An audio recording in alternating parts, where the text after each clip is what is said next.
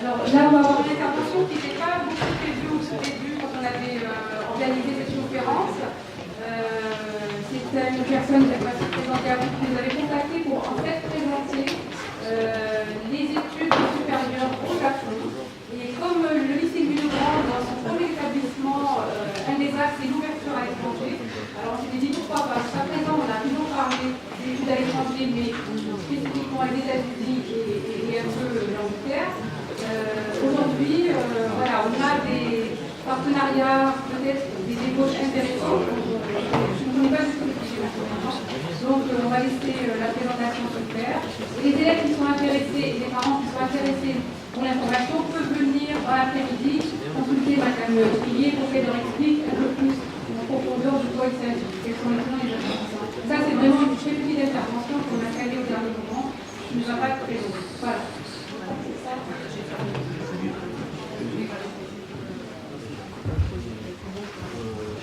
Bonjour, ne partez pas, vous pouvez rester, ça vous concerne, ça concerne votre avenir probablement. Voilà, je suis heureuse de vous parler d'un pays qui inspire le respect et qui est source d'exemples, qui est aujourd'hui intriguant et qui est à la fois fascinant, et qui ne fait pourtant pas beaucoup parler de lui, même s'il est présent dans notre quotidien en permanence. J'aimerais vous parler d'un endroit où c'est le mix parfait entre la tradition et l'ultra-modernité, où les croyances et les religions sont plutôt synonymes de zénitude, et où finalement on ne se serre pas la main, mais on se salue en s'inclinant, où le client enfin n'est pas roi, mais il est tout simplement Dieu. Il y a probablement plus d'étoiles Michelin dans la capitale qu'ici même à Paris. Donc j'aimerais vous parler du Japon. Alors qui dans la salle est déjà allé au Japon ou a déjà fait ce voyage professionnel ou personnel? Une seule personne. 2, 3, 4. Très bien. Je rentre du Japon, j'ai vécu 4 ans et travaillé là-bas. J'ai vécu une expérience bien sûr très forte, culturelle. Je travaille maintenant pour une société qui s'appelle Force Valley, qui est une société spécialisée dans le recrutement international de jeunes diplômés et dans la promotion des études à l'international. Alors, effectivement, moi, j'interviens dans les lycées français et européens pour donner des informations essentielles sur les études au Japon, parce que c'est un sujet qui est méconnu. Il y a beaucoup d'a priori et mon rôle est donc de donner des informations basiques.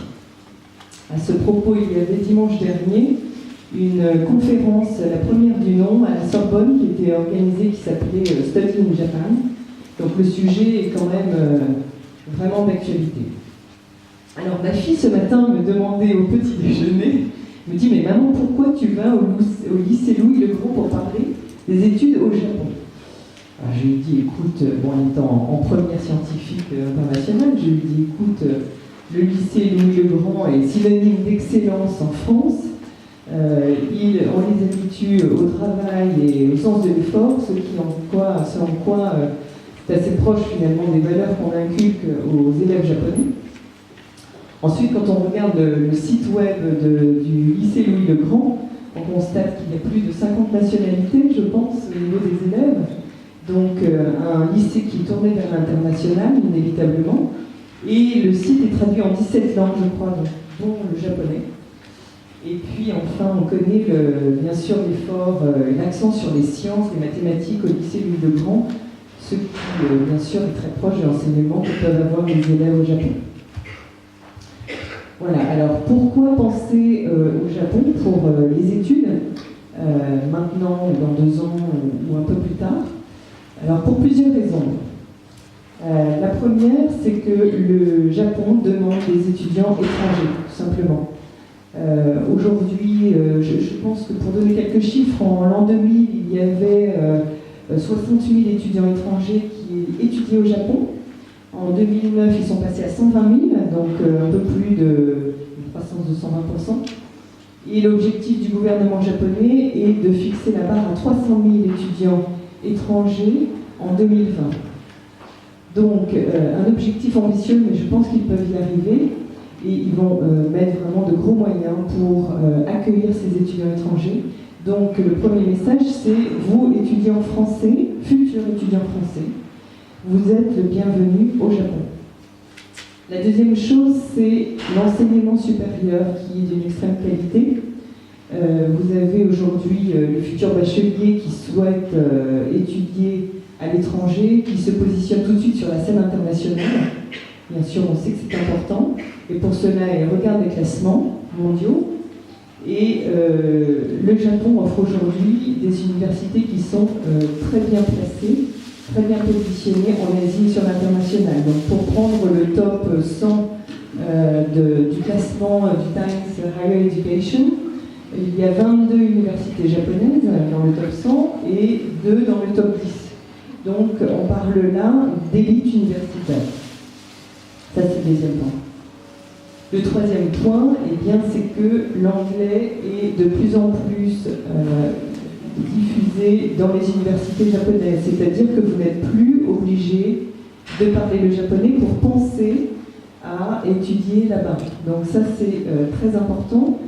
Il y a un programme qui s'appelle le Global 30 qui concerne 13 universités japonaises les plus prestigieuses qui mettent en place des programmes de licence, de maîtrise, de doctorat en anglais. Donc, il n'y a plus de barrière linguistique, si je puis dire. Ensuite, quatrièmement,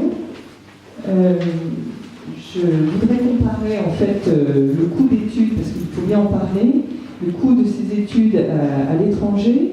On le compare bien souvent aux Américains, aux USA, au Canada, en Angleterre, en Australie.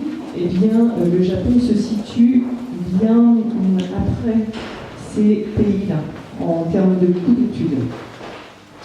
Enfin, si le budget restait un problème, compte tenu de l'ambition du gouvernement japonais actuellement pour 2020, il y a un système de bourse d'études qui est permis, qui est autorisé à la fois par le gouvernement japonais et par la France également, qui met en place des systèmes de bourse pour les élèves, ce qui veut dire qu'il y a une partie des études qui est prise en charge.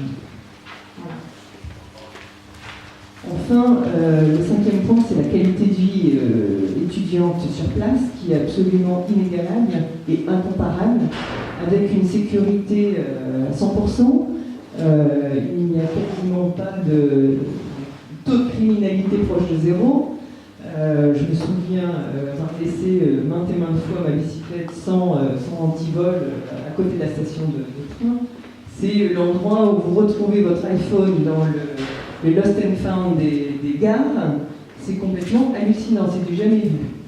Donc ça c'est très important de le prendre en compte parce que quand l'étudiant part, notamment pour une première expérience, les parents ont besoin d'être rassurés. Donc voilà l'endroit où il faut aller étudier en sécurité, avec un système de santé qui est au top et un système de transport bien sûr pour parler de Tokyo qui est ultra perfectionné et ultra ponctuel bien sûr.